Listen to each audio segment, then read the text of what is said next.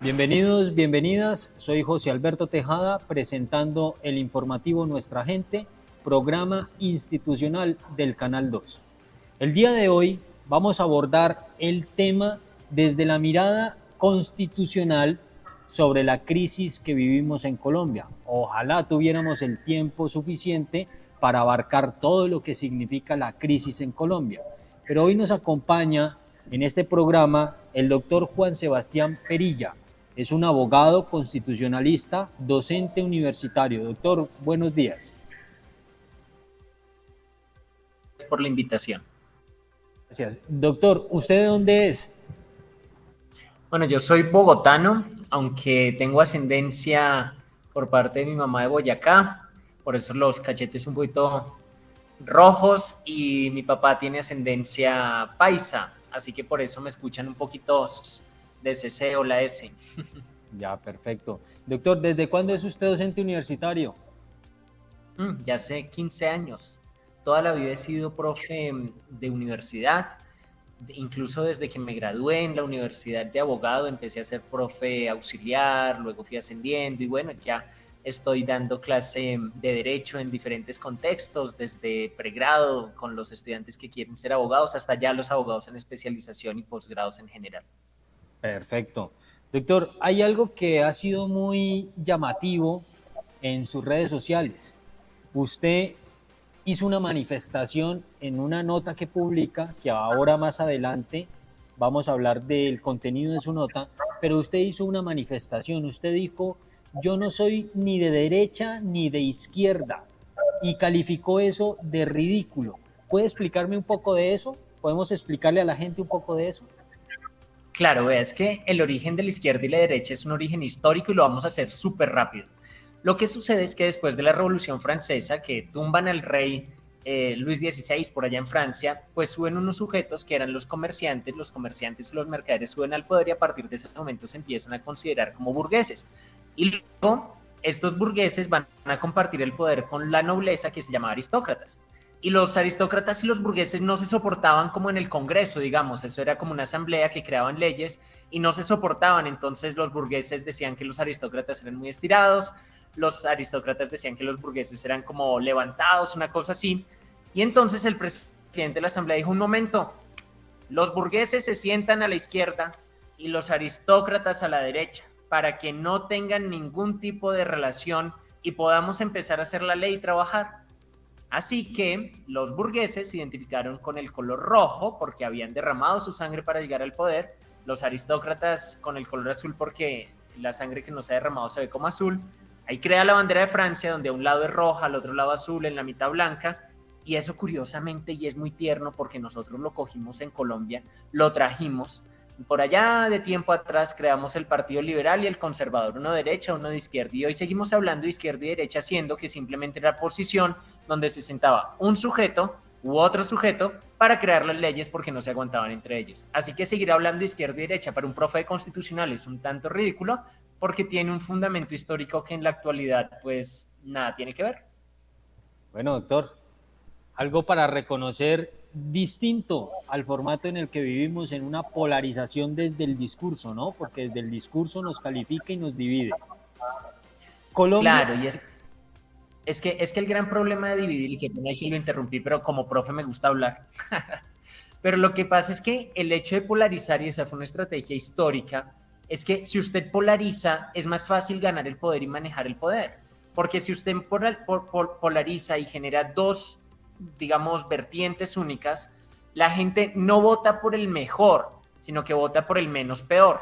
Y eso pasa muchas veces. Por ejemplo, algunas veces en la segunda vuelta o algo por el estilo, la gente no vota a favor del mejor, sino en contra del que no quieren que gane. Y la polarización en últimas es lo que no nos permite tomar las mejores decisiones en contextos políticos y constitucionales, porque no elegimos lo mejor, sino lo menos peor. Claro, el famoso refrán de divide y reinarás se aplica claramente en la política constitucional en Colombia.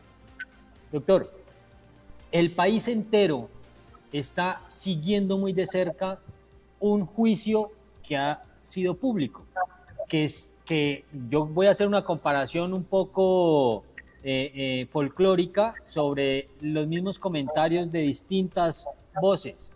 Cuando se hizo el Consejo de Ministros público, se calificó de reality show. Y el juicio de Álvaro Uribe Vélez se califica como el gran juicio del gran hombre colombiano. Pero hay una situación que, sin ser abogados, solo siendo ciudadanos, partiendo de la lógica, de la objetividad, del sentido común, hemos visto cómo en los juicios, o en las diferentes audiencias, se han utilizado múltiples maniobras por parte de la defensa de Álvaro Uribe Vélez para enfrentar lo que hoy se le pretende juzgar. Sin embargo, desde el sentido común uno dice, ¿y por qué tanta permisividad a las mañas, a las maniobras, a las dilaciones? ¿No existe algo que pueda controlar disciplinariamente a la defensa en un proceso donde, pues claramente para el país está demostrado que Álvaro Uribe Vélez tiene un relacionamiento con unos delitos que esperamos responda ante esos delitos en el caso de ser condenado? Pero vemos que las maniobras que se utilizan desde la defensa, más allá de defender en derecho, son maniobras dilatorias. ¿Cómo se puede explicar eso desde su mirada como abogado, como docente universitario, para que el pueblo pueda entender que esto no es un reality show, que esa es la realidad dentro del derecho constitucional y que eso está legitimado?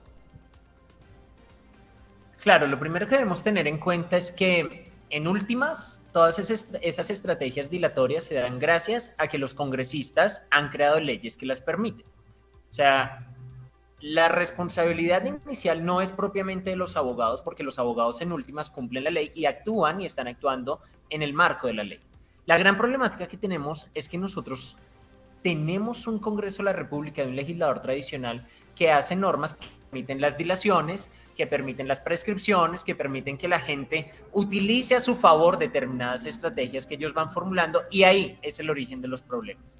De tal suerte que nosotros diríamos, pero ¿por qué recusan a la juez del caso? Pues están recusando a la juez del caso precisamente porque la ley les permite esa recusación, y la recusación eventualmente les permite quemar tiempo. Claro, que si sale a favor, queman tiempo, pero si no sale a favor, pues simplemente, digamos, no pueden dilatar mucho más porque las fechas van a seguir estando vigentes. Pero la problemática inicial es qué tan riguroso es el legislador haciendo las normas, qué tan permisivo es. Porque en última lo que nosotros tenemos es un montón de casos, no solamente digamos el que mencionamos en sino un montón de casos que quedan sin justicia, que quedan sin verdad, que quedan sin reparación, que quedan ni siquiera sin solución, porque la ley misma permite que hayan casos dentro de la impunidad, y la ley misma permite y avala y en ocasiones promueve que hayan casos sin justicia. Y es el día a día. Pongámonos a pensar, un montón de gente va a la fiscalía, presenta su denuncia de lo que le sucedió, y el fiscal dentro de la ley le dice como, oye, no tengo material probatorio suficiente, no va a continuar, o eso no va, o no me parece. Y entonces usted dice, ¿y qué puedo hacer? No puedo hacer nada. ¿Y el juez qué puede hacer? No, pues prácticamente nada, porque la ley tiene una falencia estructural. ¿Y qué significa una falencia estructural? Que alcahuetea este tipo de situaciones. En últimas, la ley, tenemos que empezar a preguntarnos quién la hace y cómo la hace. Porque probablemente lo que está sucediendo es que es un montón de gente que la hace con unos intereses particulares, y probablemente esos intereses particulares no necesariamente son obtener justicia. Usted se ha referido a la legislación, a las leyes, y hay una ley, la 1123 del 2007, del Código Disciplinario de los Abogados. En el punto 8 hace referencia precisamente a lo que yo le anoté antes de su intervención, a esas maniobras dilatorias, a esos métodos de oposición, que si se demuestra que van en contra de permitir el normal desarrollo del proceso, pues deben ser castigadas en justicia. La gran pregunta es, los que no conocen esa ley, que es la gran mayoría de los colombianos, por no conocerlas, ¿se pasa por la faja? En realidad, bueno, hay dos temas que eso es real. Si nosotros no conocemos la ley, eventualmente o la pueden usar en nuestra contra o definitivamente no la podríamos utilizar. Pero algo sí es cierto, es que si nosotros queremos investigar disciplinariamente un abogado por maniobras dilatorias o cualquier otro tipo de situaciones, esas maniobras deben estar casi que por fuera de la ley. Y lo que nosotros estamos viendo es que los abogados están recusando, están, digamos, utilizando aplazamientos, están utilizando excusas, que todo está dentro de la ley. Así que si usted quisiera investigar disciplinariamente a sus abogados, no podría hacerlo. ¿Y por qué no podría hacerlo? Porque ellos están utilizando los recursos que el legislador ha creado para el proceso penal, y en el proceso penal es legítimo quemar tiempo para jugar a alcanzar una prescripción. De tal suerte que lo que nosotros tenemos aquí, y haciéndolo de una manera muy sencilla, es que la ley es permisiva, avala las prescripciones, permite que si pasado un tiempo no se tiene una decisión, ya no se puede juzgar, y los abogados lo que en últimas hacen, están utilizando la ley, y es absolutamente difícil que puedan ser sancionados disciplinariamente por aplicar la ley que les permite hacer este tipo de jugaditas. Todo se nos reduce o todo se nos traduce, de acuerdo a su explicación, doctor, a que el problema real está en el Congreso de la República, en el poder legislativo, es decir, la construcción de las leyes. Y vemos que además de esta situación del expresidente que hoy enfrenta en juicio, tenemos una situación que estamos enfrentando los colombianos de cara a ese poder legislativo, configurado en una comisión, y voy a referirme específicamente a la comisión que ha decidido hacerle la afrenta al pueblo colombiano, poniendo las trabas a las reformas sociales, ¿sí? Ese grupo de legisladores, y teníamos una conversación en un programa también sobre este punto, ¿cómo es que 8 congresistas tienen la última palabra del destino del país? ¿Y cómo es que 8 congresistas, que además aquí hay que hacer mucho énfasis en que tienen una dudosa reputación y tienen unas relaciones muy cuestionadas, sean las personas que toman la bandera de definir si las reformas van o no van? Ahí nosotros como pueblo colombiano hoy estamos encontrando una alternativa convocada por el mismo gobierno nacional, la consulta popular. Pero también de anticipo escuchamos a los mismos congresistas de la comisión decir, no, eso tampoco va, eso tampoco lo vamos a aprobar desde el Congreso de la República. Desde su mirada como abogado constitucionalista, como profesor universitario, que me imagino esta pregunta se la harán también muchos de sus estudiantes, ¿y qué con esos 8 congresistas? ¿Por qué tenemos que permitir eso? ¿Cuáles son las herramientas desde la legislación que nos queda a los ciudadanos para actuar? Esta es una pregunta muy interesante y en efecto me la han hecho mucho. Este es uno de mis salones de clase y en este salón de clase casualmente hace poco lo discutíamos. Y un estudiante me preguntaba como, profe, ¿y es que el Congreso es súper poderoso en Colombia o qué? Y la respuesta es sí. El Congreso de la República de Colombia es súper poderoso. Pero ¿y cómo podemos entender esto que es súper poderoso? Vea. Nosotros, cuando decimos que Colombia es un Estado social de derecho, esa palabra de derecho es muy fuerte porque el hecho de decir que es un Estado de derecho significa que prima la ley sobre cualquier otra posibilidad de norma. Así que, en realidad, aunque no lo creamos, el Congreso de la República tiene muchísimo poder en comparación al presidente. El presidente de la República no tiene tanto poder como lo tiene el Congreso, porque si el presidente de la República quiere aprobar una reforma, la reforma se la tiene que presentar al legislativo. Y cuando se la presenta al legislativo, el legislativo dice, estoy de acuerdo o no estoy de acuerdo con su reforma. Y si no está de acuerdo, no está de acuerdo y no la debate o la niega o lo que sea, pero no va. La pregunta es, ¿por qué el Congreso es tan poderoso? Y la respuesta, que desde el derecho constitucional, sin sonar aburrido para que no piensen como, ay, qué pereza, no, pero el derecho constitucional que nos diría como, es que los congresistas fueron elegidos democráticamente por un montón de ciudadanos. Y si nosotros vemos el número de votos que recibieron los congresistas, son montones de votos. Entonces, el Congreso se escuda a decir un momento, es que yo aquí también represento una voluntad, eso se llama en derecho constitucional la soberanía popular, que en últimas yo no llegué aquí porque me nombraron o heredé el poder o bueno, lo que corresponda, sino que yo llegué por una elección. Y la elección fueron miles de votos, hubo gente, congresistas que sacaron 200,000 votos, 100,000 votos, o sea, miles de votos. Y esos miles de votos sumados hacen que el Congreso de la República tenga un altísimo, en teoría, un altísimo apoyo popular. Así que el Congreso dice, yo soy súper poderoso porque es que yo represento la soberanía popular de miles y miles y casi que millones de ciudadanos colombianos. Y ese es el argumento en el cual se estructura el Estado de Derecho. Así que la pregunta es, ¿usted por quién votó y cómo votó? O sea, ¿usted votó a cambio de un tamal o de una teja? ¿Usted votó esperando un puesto o un cargo? ¿O usted votó con la convicción que estaba votando por el mejor? Y ahí la pregunta es, si esos sujetos que están tomando la decisión, que son 8, pero que detrás de esos 8 hay miles de votos para haber podido llegar allá, la pregunta es, ¿cómo llegaron? ¿Por qué votaron por ellos? ¿Cuál es la motivación que llegaron a votar?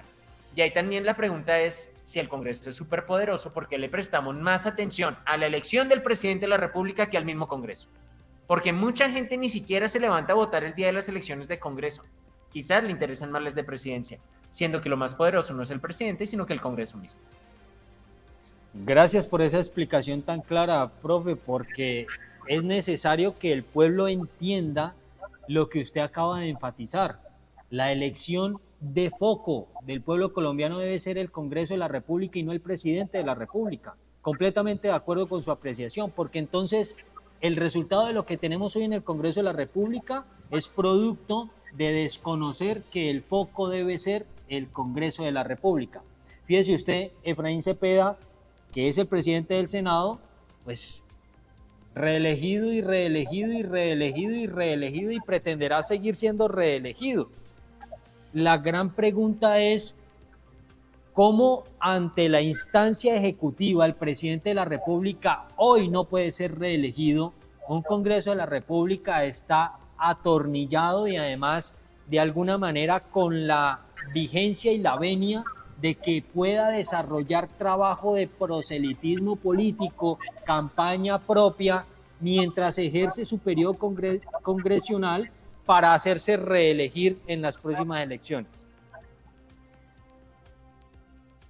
Vea, ese es uno de los problemas más grandes que nosotros tenemos y es una desventaja precisamente de los superpoderes del Congreso de la República. Como el Congreso de la República tiene superpoderes, ellos hacen normas que los benefician y una de esas normas es la reelección. Por ejemplo, los congresistas, ahorita que venimos a elecciones de Congreso que son el 8 de marzo de 2026, los congresistas o los que quieren ser congresistas, que la mayoría son los congresistas actuales, se van a inscribir el 8 de diciembre del 2025. Y del 8 de diciembre de 2025 al 8 de marzo de 2026, ellos van a tener 3 meses de campaña política. Y la pregunta es, ¿y cómo trabajan? Pues no, es que durante esos 3 meses los congresistas de Colombia no tienen que trabajar porque tienen receso legislativo. Es decir, que ellos mismos crean un receso legislativo para que ellos mismos reciban salarios, 50 millones de pesos al mes, y ellos mismos con la plata que les estamos pagando van y hacen campaña. Es evidente que van a reelegirse y reelegirse y reelegirse porque tienen una grandísima ventaja en comparación a los que quieren ser congresistas y queriendo ser congresistas no tienen ni 3 meses de salario gratis, ni 3 meses de vacaciones, ni tanta plata para poder, digamos, hacer una campaña. Y ahí es donde nosotros tenemos que empezar a prestar atención a cuáles son los privilegios que tienen los congresistas en este país, porque el privilegio es tener vacaciones de casi 4 meses al mes. O sea, el próximo año van a tener libre del 16 de diciembre al 16 de marzo y luego del 20 de junio al 20, más de 4 meses de vacaciones al año, mientras que todos tenemos, los que trabajamos en un contrato laboral a tiempo completo, 15 días al año. Es que es una vagabundería que nosotros, teniendo a los congresistas de la República, les permitamos seguir haciendo un montón de privilegios y no tengamos hasta el momento, control posible sobre ellos. Y si usted me pregunta sobre el presidente del Congreso y sobre muchos más que llevan años y años y años religiéndose, porque es que tienen todo a su favor. Además, escriben la ley para beneficiarse y eso es precisamente lo que hay que empezar a evaluar y generar estrategias concretas para cambiar.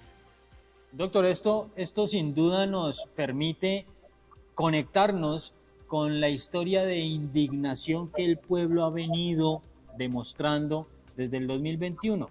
Hacemos alusión al estallido social. Allí fue el acumulado de esa indignación histórica que el pueblo colombiano carga y que empezó a encontrar razones y herramientas sin un destino claro para enfrentar y levantar la voz.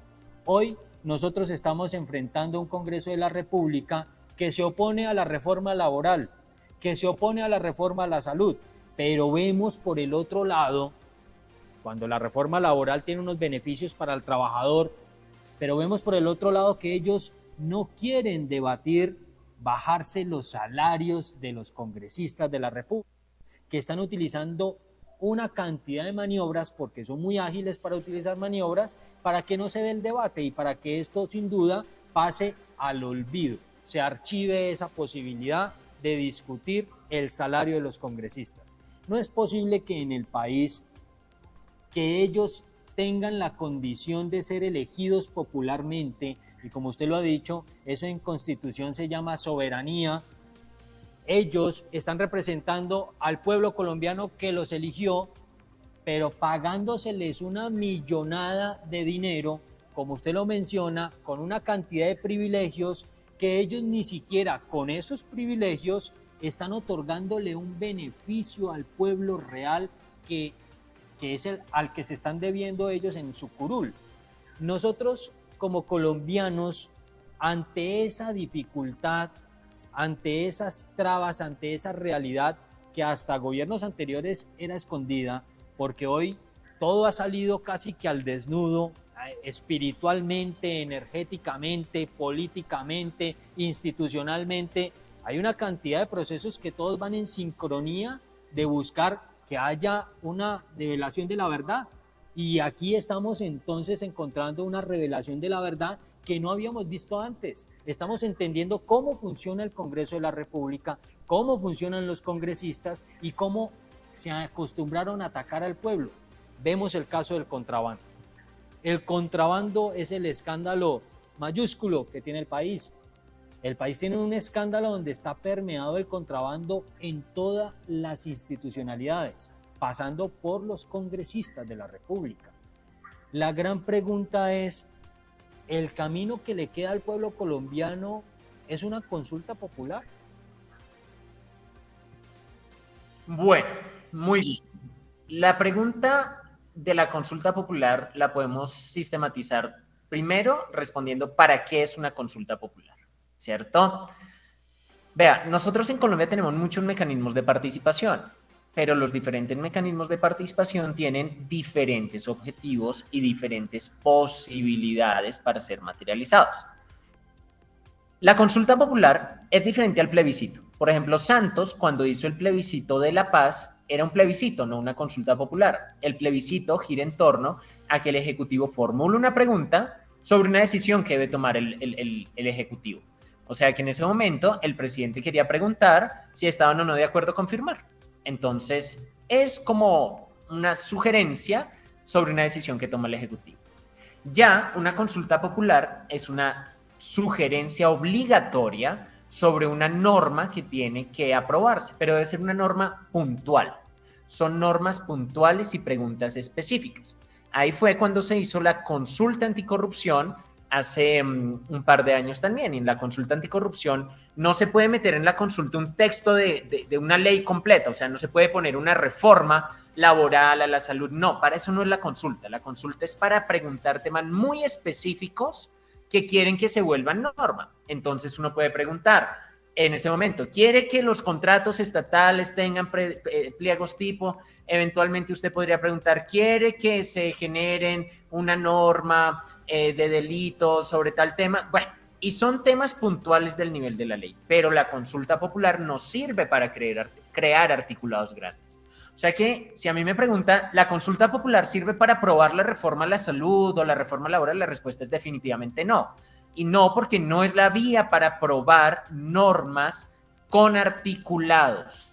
Es solamente para hacer preguntas puntuales sobre normas que quiere o sobre temas legales puntuales para que apruebe el Congreso.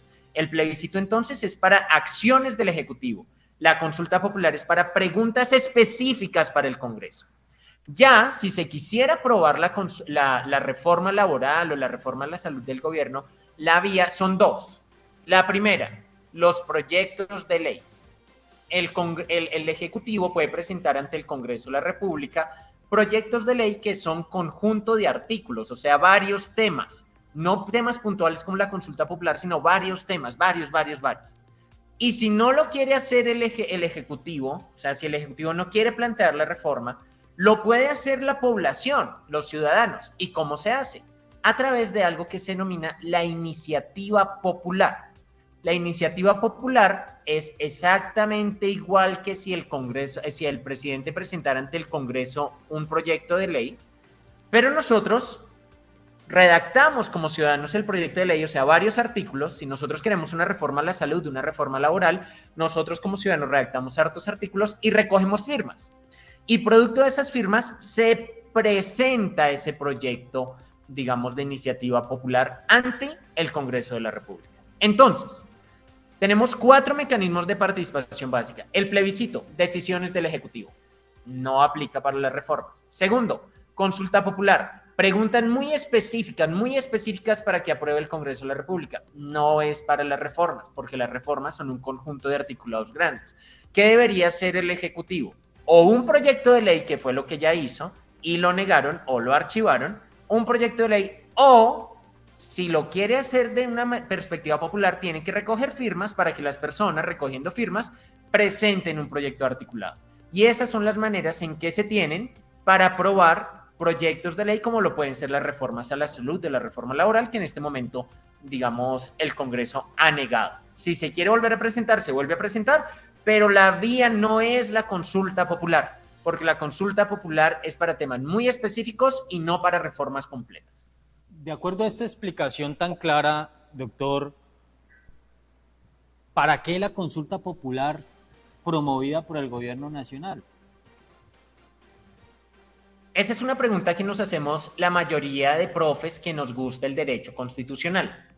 Y estamos súper ansiosos por ver cuáles son las preguntas, porque nosotros, como académicos, nosotros como profes, pues no tenemos como una posición a favor o en contra del presidente, del Congreso. Bueno, no, nosotros vemos el derecho y como que estamos pendientes a ver qué pasa con el derecho. Pero nosotros estamos súper interesados en saber cuáles son las dichosas preguntas que va a formular, porque como son temas tan puntuales y no pueden ser la reforma completa, la pregunta es, ¿qué lograría con una consulta popular? Es la pregunta que también nos estamos haciendo nosotros. ¿Por qué si la consulta popular nos sirve para aprobar articulados, porque para eso está presentar proyectos de ley o presentar iniciativas ciudadanas, qué quiere con la consulta popular? ¿Por qué quiere que todo el mundo ande hablando de consulta popular si no es la vía constitucional adecuada para lograr las reformas? Entonces uno de pronto dice, quizás no quiere aprobar la reforma completa, sino que quiere aprobar algunos temas muy puntuales, de pronto las horas extras. Si solo quiere aprobar las horas extras, pero en una reforma completa, pues en la consulta popular podría decir, apruébense las horas extras, pero son temas puntuales. Pero el Congreso, a través de la consulta popular, no avalaría propiamente una reforma completa como se ha propuesto, sino que serían preguntas puntuales. ¿Está de acuerdo con pagar horas extras después de las 6 o 7 de la noche? Sí. Ah, bueno, consulta popular. Puntual, pero no una reforma estructural como la que se pretende adelantar por el gobierno. Así que su pregunta la tiene también todos estos profes y todos estamos expectantes como, oye, ¿y las preguntas cuáles van a ser? Porque son temas puntuales, pero no reformas estructurales grandes como las que se pretenden. ¿Cuál es el escenario que nos espera a los colombianos ante la advertencia ya frontal del Congreso de la República de decir, la consulta popular no la vamos a aprobar? ¿Qué nos espera?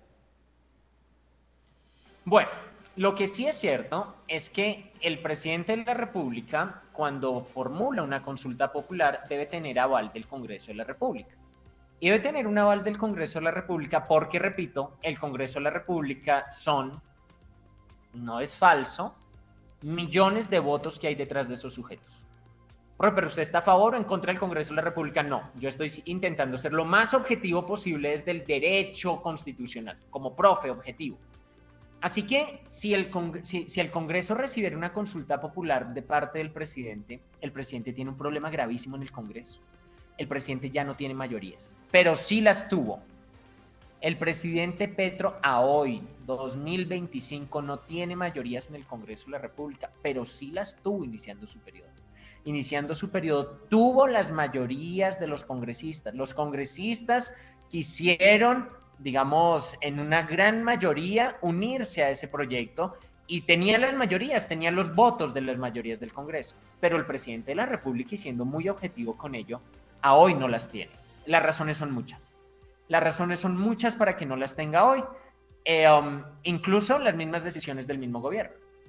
Porque el gobierno en algún momento, y eso fue a propósito de la reforma a la salud, porque el gobierno presentó un proyecto articulado y se empezaron a hacer algunos ajustes en el Congreso, y el gobierno dijo, pues entonces no, y empezó a darle duro al Congreso. Así que los congresistas que mayoritariamente lo aprobaban, o lo avalaban, lo apoyaban, se empezaron a alejar del presidente de la República. Y a la fecha, lo que sí es cierto es que el presidente de la República no tiene mayorías en el Congreso. Así que si él presenta una consulta popular para temas puntuales, que no puede ser para reformas ni laborales, ni a la salud, ni nada de lo que se ha venido, digamos, diciendo hasta este momento, es altamente probable que se niegue. ¿Por qué? Porque no tiene las mayorías. Pero deben tener en cuenta que iniciando su periodo sí las tuvo. Lo que habría que reflexionar es por qué se perdieron las mayorías. Y si se pierden las mayorías, se pierde la gobernabilidad. Y es que un presidente no puede gobernar si no tiene mayorías en el Congreso. Bueno, muy bien. Es una explicación muy clara, muy reveladora de ese contenido tan complejo que los ciudadanos del común no entienden y que todo el tiempo estamos como de un lado para otro, lo que diga un lado diga el otro, la defensa del uno con el otro. Sin embargo, doctor, seguimos en el limbo porque una consulta popular que usted claramente explica no va a resolver las trabas de las reformas sociales, pero que también se advierte una no aprobación de esa consulta popular y tampoco sabemos cuál va a ser el desenlace. ¿Qué nos queda? Como camino, ¿qué le queda al país? Porque yo lo he dicho en varios programas, es que en muchos espacios se está escuchando el rumor de que como va el país, se va a desprender una crisis quizá muy comparativa al estallido social que hubo en el 2021. Y claramente, vale decirlo, no un estallido social contra el presidente de la República como fue en ese entonces, sino un estallido social contra toda esta obstrucción de un Congreso de la República, contra todo este negacionismo a los derechos igualitarios, contra toda esta maniobra de corrupción existente en la institucionalidad, pero además contra la impunidad, porque es que en Colombia pareciera que triunfa la impunidad, pareciera que la justicia es para los de Ruana. Usted decía ahora algo con relación a los fiscales, un ciudadano va y pone su denuncia ante la fiscalía y sale el fiscal y le dice no, sus elementos no son suficientes para probar el delito, pues entonces no hay nada que hacer. Entonces la persona quedó robada, violentada, vulnerada y no pasó nada. Y los delincuentes continúan con los privilegios, y cuando yo hablo de los privilegios voy a hacer referencia a que allá en el Congreso de la República lamentablemente también hay personas que están señaladas de ser delincuentes y que muy seguramente lo son y están atornillados a un poder corrupto. Pregunta nuevamente, doctor, ¿qué nos queda después de eso? ¿Nos queda una gobernanza por decreto del presidente de la República? Bueno, esto es un análisis bastante complejo y de muchas variables, pero lo vamos a intentar hacer lo más sencillo posible. Primero, la relación del presidente y del Congreso, como veníamos diciendo, es inexistente.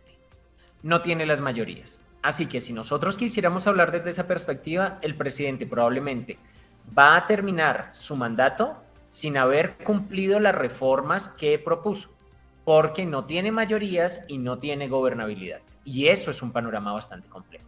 Y es bastante complejo porque la elección de este gobierno en particular generó unas esperanzas de cambio para un sector grande de la población.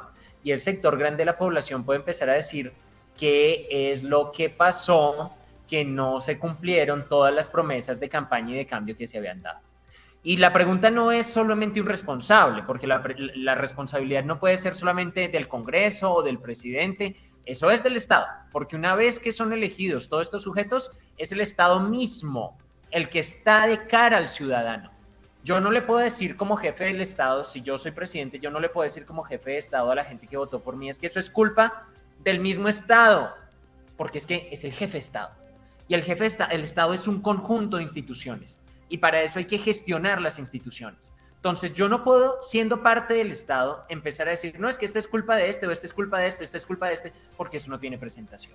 Nosotros tenemos que asegurar, con el rigor que requiere la gestión del Estado, dar la cara del Estado frente a los ciudadanos y dejar de pensar que el Estado es fulano y sultano. El Estado son todos los que elegimos y todos los que están allá y que deben darle una respuesta específica a nosotros como ciudadanos que votamos. 2. Ya que el Estado probablemente no nos va a dar una respuesta de aquí al 2025, sí tenemos algo importante, y es prestarle atención al 2025-2026. Nosotros tenemos que prestarle atención a las elecciones del 2026. Y tenemos que prestar atención en quién vamos a depositar nuestra confianza en las urnas. ¿Quiénes son los congresistas por los que vamos a votar y cuál es la motivación para votar por ellos? Si su motivación es un tamal, si su motivación es un billete de 50,000 pesos, si su motivación es ojalá un cargo o un contrato que le den, usted está aportando a que el Estado no funcione, porque eso se llama clientelismo. ¿Y qué es el clientelismo? Que usted vota por un congresista esperando un cargo. Luego el congresista va y chantajea al presidente de la República o al gobierno nacional y le dice, claro, yo voto a favor de tu caso siempre y cuando tú me des un cargo, pero ¿por qué está pidiendo el cargo el senador? Porque alguien votó esperando ese cargo. Así que si usted vota esperando un cargo o un contrato, ese senador va a intentar entonces buscarle el cargo y el contrato en el Ejecutivo. Y cuando el Ejecutivo le diga, bueno, yo le doy el cargo, pero a cambio me haces el favor y me apruebas esta u otra norma, ahí el Estado no funciona y la democracia fracasa. Así que lo que nosotros necesitamos empezar a ver es que ya que el panorama político de transformación del actual gobierno probablemente no va a lograr ninguna transformación estructural si se sigue de esta manera y si se sigue con la falta de gobernabilidad que se tiene y la falta de relación que tiene con el Congreso, lo importante es ver qué vamos a hacer de cara a las elecciones. Nosotros somos poderosos votando, sino que no nos hemos convencido de ese voto. Nosotros terminamos votando o no votando, y que es lo más grave, y votando por gente que no lo merece, por gente que no lo merece. Eso es importante tener en cuenta, que no están preparados para asumir esos cargos, que solamente son politiqueros. Tenemos que empezar a ver por quiénes vamos a votar y cuáles son las motivaciones para votar, prestarle atención a ese voto. Y tener cuidado también con las sugerencias que se dan de un golpe de Estado, porque un golpe de Estado no soluciona los problemas. Yo he visto en redes sociales que dicen, no, es hora, en mi TikTok, yo aparezco como profe Perilla, y en mi TikTok algunos dicen, no, es hora de hacer un golpe de Estado, es hora de hacer, digamos, una guerra civil, y uno dice, ¿sabe usted de qué está hablando? ¿Quiere ponerse a matar unos con otros después de que llevamos 50 años en guerra? O sea, eso no es lo que debemos esperar nosotros ahora mismo. Tenemos que utilizar los canales para tomar unas buenas decisiones, asegurar que las urnas sí representen nuestra voluntad, y no luego que nos sorprendamos porque un montón de sujetos que llegaron allá con millones de votos terminaron decidiendo en contra de nuestros intereses. Vote bien y vote convencido que su voto sí es poderoso, siempre y cuando su voto sea legítimo y no esté fundamentado ni en clientelismo ni en corrupción. Profe, esto claramente está conectado con esa relación transaccional en la política y en la vida cotidiana de los colombianos, porque pareciera que el colombiano se acostumbra a vivir así, una vida de siempre la transacción, tú me das, yo te doy, o cómo voy. Siempre es casi que es el título que enmarca las relaciones en la sociedad colombiana. Usted dijo algo muy importante, saber votar. ¿Cómo hacemos los colombianos para identificar si lo mejor es una lista cerrada o una lista abierta? Y voy a ser un poquito específico con el tema de la lista cerrada. En la lista cerrada identificamos un líder social, un líder comunitario, un líder empresarial que represente comunidades que están dispuestas a darle su voto. Pero en una lista cerrada siempre se van arrastrados otros demás, que terminan siendo los oportunistas del ejercicio político, de la voluntad del pueblo, de esa elección popular, y terminan allá en el Congreso de la República jugando en contravía del pueblo. ¿Cómo puede el pueblo de base determinar si vamos por lista abierta o lista cerrada? Eso lo definen ¿quiénes? En el mismo Congreso de la República, en el mismo Consejo Nacional Electoral. ¿Quién define eso? Lista abierta y lista cerrada es muy importante porque ¿cuál es la diferencia? La lista abierta le permite a usted dentro de un partido, como usted lo dice, votar por un candidato específico. Entonces en la lista abierta, si es al Senado hay 100 curules y entonces cada partido determina y le da a cada candidato un número del 1 al 100. Y usted va, marca el partido y del 1 al 100 vota por uno de sus candidatos, el candidato de su preferencia, que puede ser un líder social, que puede ser eventualmente un profesor universitario, que puede ser eventualmente un politiquero como de costumbre, pero usted elige directamente. La lista cerrada no es así. La lista cerrada es que usted no marca por el candidato específico, sino que marca por un partido. Y ese partido por el que usted marca establece el orden y dice quién entra primero y quién entra después, y usted no tiene posibilidad de ingerir ahí en esa decisión. ¿Y quién determina eso? Los partidos. No es el Congreso, no es el Consejo Nacional Electoral, no. La ley dice, usted partido puede determinar lista abierta o lista cerrada. Y hay partidos que se van por lista abierta. En las elecciones pasadas casi que el 80 o más por ciento, casi que el 90% de los partidos se fueron por lista abierta.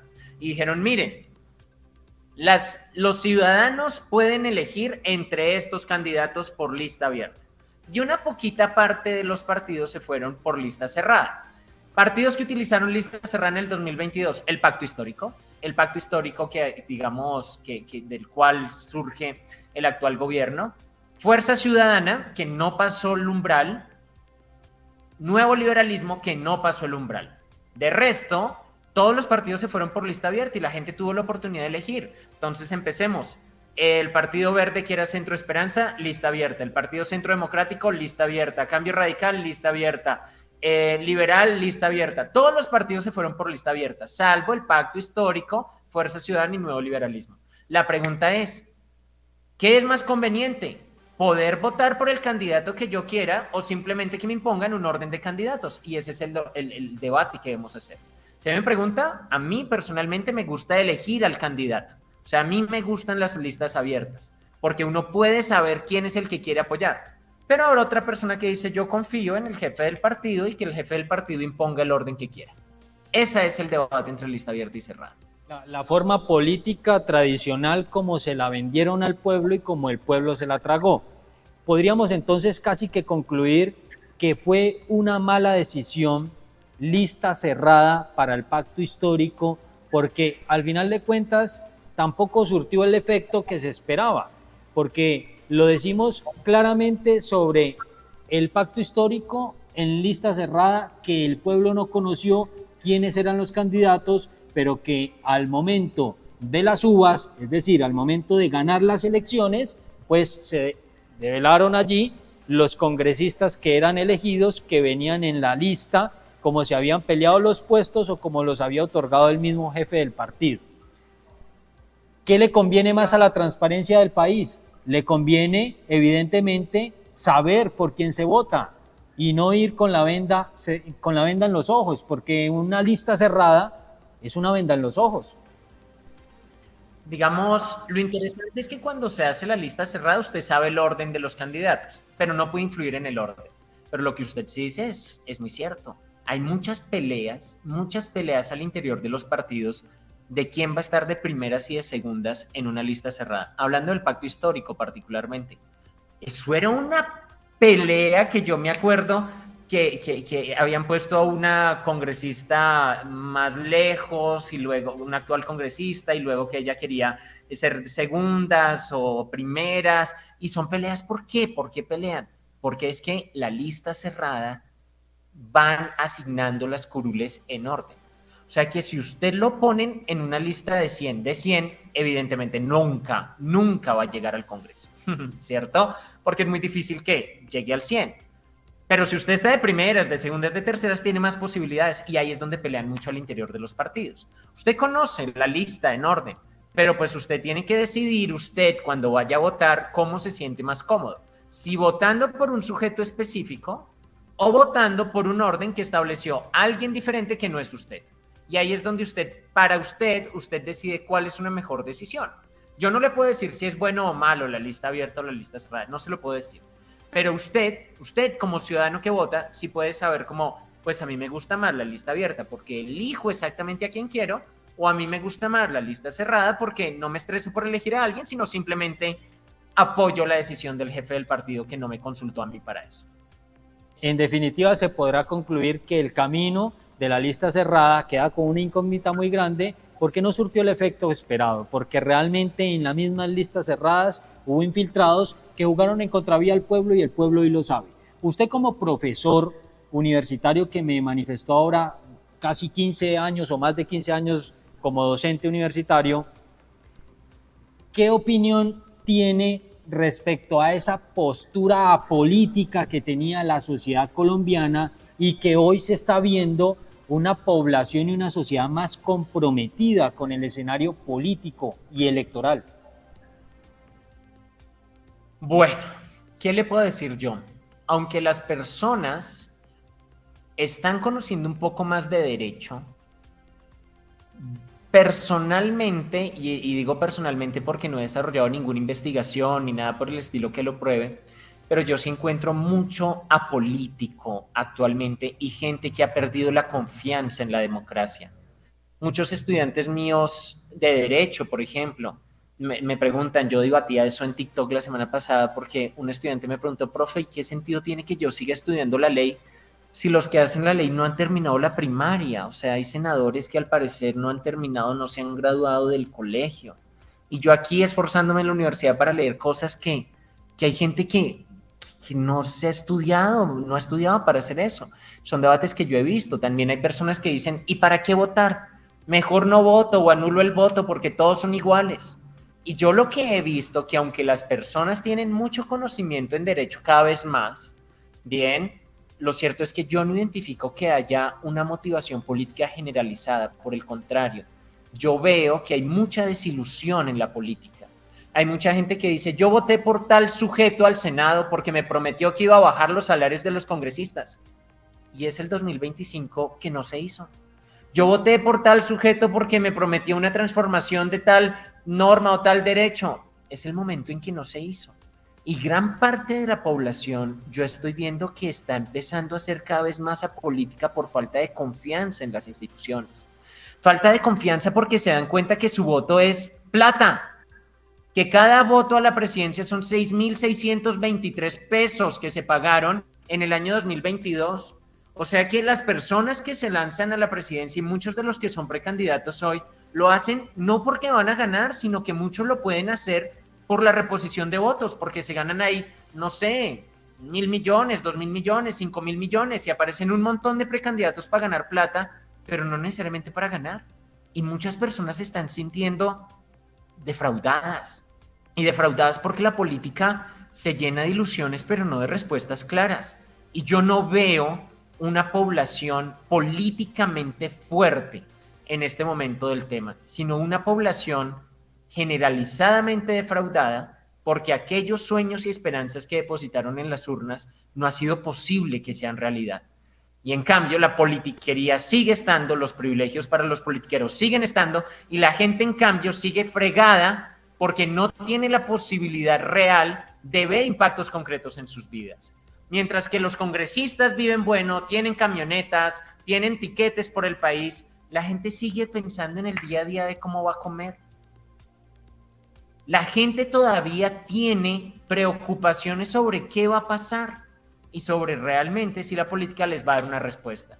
Y mientras la gente sigue pensando qué va a comer hoy en la noche porque no le alcanza la plata, porque no tiene trabajo, cómo va a conseguir un transporte, cómo le toca subirse al transporte público lleno de un montón de gente porque la movilidad es un fracaso y el transporte también y no hay soluciones, porque la seguridad no es clara, porque usted sale a la calle con miedo de que le roben el celular, porque la sociedad no se siente bien y ve que los políticos tampoco.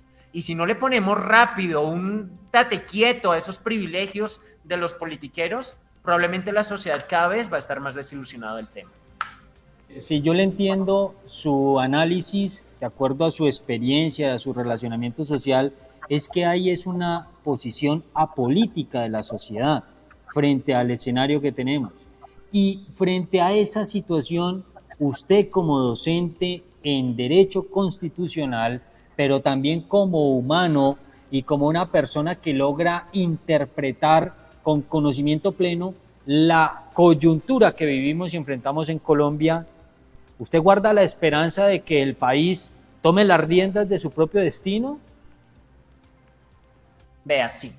Yo como profesor y como profesor de constitucional creo en la Constitución. Y yo creo que debemos empezar a trabajar fuertemente en contra de los politiqueros. Le voy a contar. Lo primero que yo hice es, vea, estoy enseñando en los salones de clase.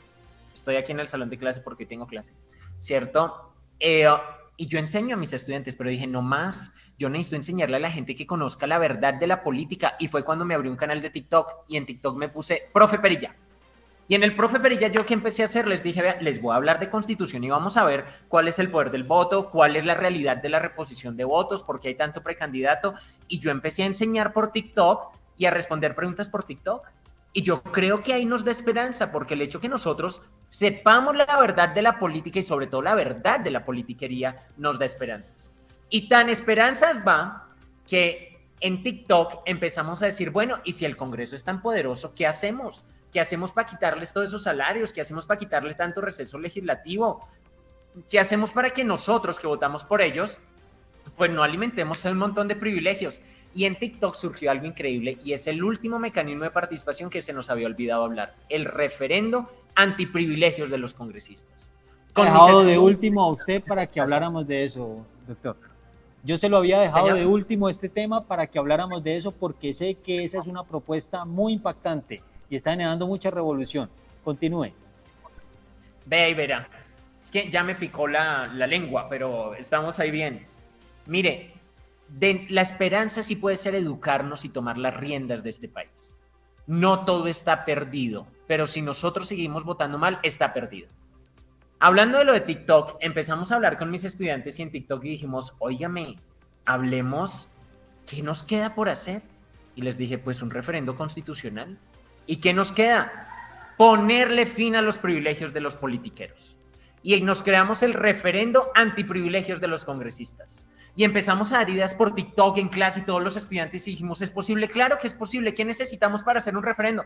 Pues alguien que se atreva a ir a la registraduría y fui yo. Yo dije, bueno, profe Perilla se va para la registraduría. Y fui yo y presenté una propuesta de referendo con 5 preguntas para quitarle los privilegios a los politiqueros. Primera pregunta, reducir los salarios. No es posible que nosotros tengamos congresistas que al mes se ganen aproximadamente 50 millones de pesos. Así que la primera pregunta es, máximo 10 salarios mínimos. ¿Por qué? Porque el DANE determina que el 90% de las personas en este país ganan menos de eso y no podemos tener senadores y representantes a la Cámara que ganen más de eso. Así que máximo 10 salarios. Segunda, quitar cualquier tipo de beneficios económicos, primas, pagos de teléfono celular, ¿qué tal nosotros pagándole teléfono celular a los congresistas? Pago de tiquetes, los congresistas, no sé si usted sabía, pero tienen tiquetes por todo el país, entonces para que se vayan a andar por todo el país, ¿qué es eso? Y nosotros se los pagamos, además de que les pagamos un montón de plata, les pagamos los tiquetes por el país. No. Segunda, quitarle los privilegios económicos, que solo reciban el salario, y salario de máximo 10 salarios mínimos, o sea, 10 salarios mínimos y sin más privilegios económicos. Tercero, y muy importante, que los congresistas vayan a trabajar. Si usted o yo no vamos a trabajar, nos echan. ¿Y cómo es posible que los congresistas no van a la sesión? O van y se paran y se van. Tercera pregunta. Vamos a quitarle la investidura a los congresistas que no vayan a trabajar o que vayan, ya firmen la lista de asistencia y se paren y se vayan. 2 sesiones que falten, se va el congresista. Tercera, quitar la reelección inmediata. ¿Qué es eso de andar de reelección con nuestros impuestos? Lo que veíamos nosotros. No, si usted quiere ser congresista, séalo. Pero no puede volverse a reelegir con la plata de nuestros impuestos por ningún motivo. Tiene que esperar un periodo como cualquier alcalde o gobernador si es que se quiere volver a lanzar, para que haga campaña con su plata, no con la plata nuestra. Y tercero, eliminar el receso de los congresistas de 4 meses.